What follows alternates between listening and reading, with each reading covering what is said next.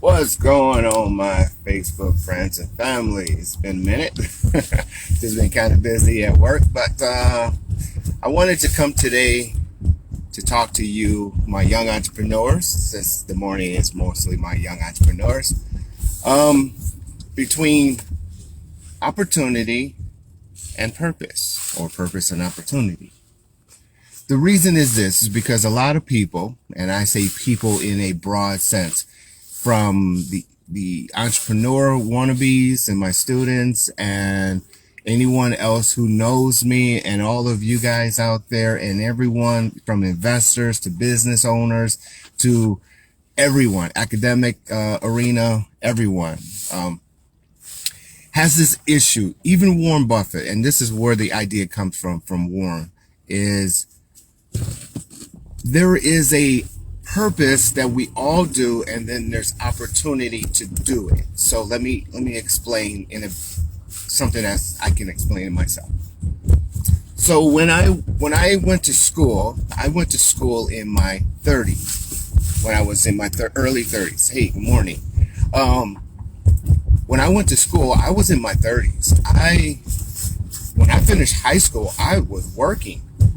And when I finished high school, I was working because I started studying for work when I was 14. And so when I went to school, I was 30. So I worked until 30. And then from 30, it took me roughly six years to get a PhD. So from a high school diploma all the way to a PhD, it took 6 years. Okay, here's where I'm going with that. The reason I even started school, one of the reasons I started school was because, so one of the reasons sorry about that. The reason I went back to school is because I was counseling, and I started in church counseling when I was in my 30s. I was in the church. And so I had the opportunity to go to school. But in context, think about this. So I had a purpose. My purpose was to counsel, help the people at the church level counsel as a counselor. Then I had the opportunity to go to school because it was a necessity. So I needed to go to school. But it took me 6 years to go to school. And this is that arena, that bubble is the reason why a lot of people don't make it in the world, is because of that thought process. So you have a purpose, you know what you want, and in knowing what you want, you have an opportunity. But sometimes that opportunity that comes is going to take a little while. It's going to take some time. And that time is against your train of thinking. And that train of thinking for a lot of people, and I'm talking about from Warren Buffett all the way down to the kid who's living at home trying to do something with their life. And that is this. You know what you want. You know what your purpose is. You have a vision board, a lot of you young entrepreneurs. And if you don't have the vision board, I'll explain in a second. But you have a vision board and you know what you want. That's your purpose. Sometimes that's not your why, but that's still your purpose. And then you have the opportunity to do something to get or achieve that vision board. But sometimes when you have the opportunity, you look at it and you think, man, that's too much time. That's too much energy. That's too much money. That's too much. I can't give to that opportunity, even though to give to that opportunity is to take care of your vision, your purpose. And this is what holds a lot of people behind, because they know what they want. They want a better life. They want more money to have a better lifestyle. They want a new career. They want a this, that, and the other, a relationship, and everything they want, anything and everything you want. There's an opportunity to get it, but then you change your mind, or you decide that opportunity is just not fitting in your comfort zone. Like time, giving it too much time, giving it too much resources, giving it too much financials, giving it too much, whatever. Because opportunity does get in the way of a typical life. So when I went to school in my 30s, as the example, when I went to school in my 30s, I didn't go to school and substitute it with something else.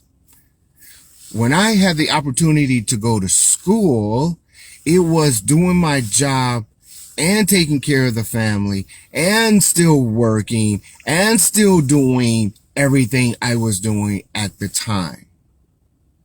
It wasn't a substitute. It was an add-on.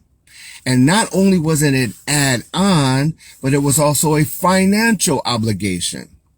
And not only was it a financial obligation, but it was also a time-consuming obligation. And so what I'm saying in today's lesson, young entrepreneurs and everyone else, be mindful that missed opportunity, when you don't take it and you don't work it, that missed opportunity is going to stop you from achieving your goals, your vision, your whole point of view. And I got this because I was like I said earlier, I was listening to Warren Buffett. You know, I've always just keep up on people who I took as a mentor growing into my world. And I look at Warren Buffett, and I didn't know, but I just now paid attention to when he was saying that his disregard of his business, as wealthy as he is, he still has a disappointment to him because of the omission part, or the missed opportunity part. He didn't achieve, or he didn't take a hold of the opportunity that he had, and it would have turned out a lot bigger than what he already took. So if Warren Buffett can have some guilt and some omissions about his business, as successful as he is, I know a lot of us have some omissions or missed opportunities in where we're at right now. So today's lesson ultimately is, if you have an opportunity, don't look at the time that it takes to achieve it. Don't look at the financial obligations that it may have to achieve it. Don't look at none of those things. Look at the fact that it's an opportunity, and that opportunity supersedes time, energy, resources, financials, and so on, so you can fulfill your purpose. Hopefully that makes sense. So for me, to achieve my purpose, I needed to go to school. The school took 6 years. So in context, it was something that needed to be done. And at the same time, it had to be done. But I had to do it on top of whatever thing else I was already doing. So if you have a purpose, if you have a vision board, then just realize that don't miss too many opportunities that comes along in your life. Now, for those of you who do not have a vision board, there's a reason why you're still at where you're at, is because the state of mind that you're in is a right here, right now position.